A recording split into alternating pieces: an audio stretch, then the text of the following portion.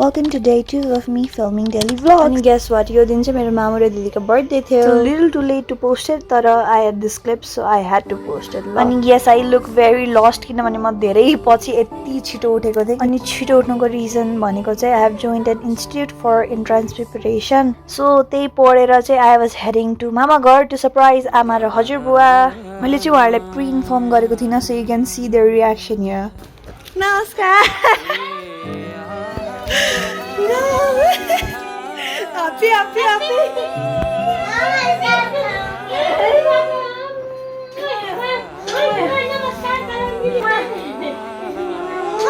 Thank you, baby.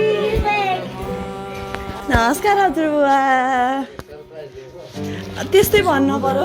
र चुमाचाटीको session पछि आमाले चाहिँ हामीलाई यो भान्टाको चाहिँ पकौडा बनाउनु भएको थियो. It was so good. यो अहिले हेर्दाखेरि मेरो मुखमा थुकाइरहेछ है. हेर पकौडा कस्तो लाग्यो? सुन्ने न, बच्चाको भित्र देउताको बास हुन्छ भन्छन् होइन. अब देउताले नै यस्तो मिठो छ भनिदिएपछि त होइन कति मिठो छ तपाईँहरू आफै बुझ्नु होइन. त्यो वाइया ट्रान्जिसन पछि चाहिँ म मेरो भाइसँग फेरि पनि खेल्न गएँ होइन.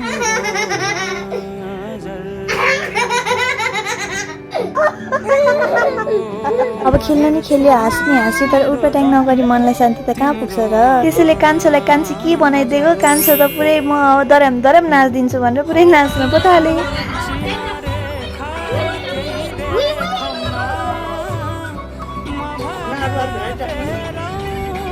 बेलुकातिर चाहिँ सबैजना आइपुगिसकेपछि हामीले स्न्याक्सहरू पनि खायौँ. अनि अब चाहिँ केक काट्ने पालो.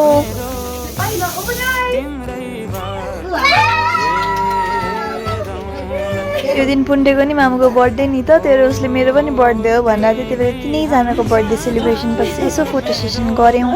र सबैजना खाना जानुभएको मौका छोपेर चाहिँ हामी तिनजना चाहिँ मिलेर बौला जसले आन्द्रा भोडी निस्किने गरेर नाच्यौँ. नाचिसकेपछि छतमा हामी चाहिँ फुटबल खेल्न गएको थियौँ होइन. अनि यो सिग्मा फेस भनेर चाहिँ के हो क्या? मैले यो ट्रेन्ड कहिल्यै बुझिनँ भने हुन धेरै ट्रेन्ड बुझ्दिनँ, तर यो ट्रेन्ड वाइ याद लाग्छ क्या मलाई. अब keeping that frustration aside, let's dance again. दरम.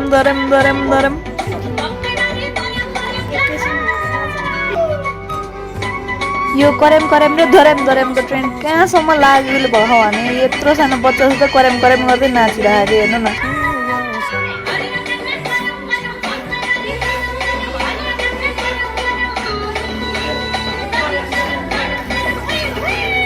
र हाम्रो फेरि डान्सिङ पनि पुरै यो सेक्सन लागेको छ कि, किनभने अब त्यति भएन र आमाको यसो दरम नाचेको त भएन नि त.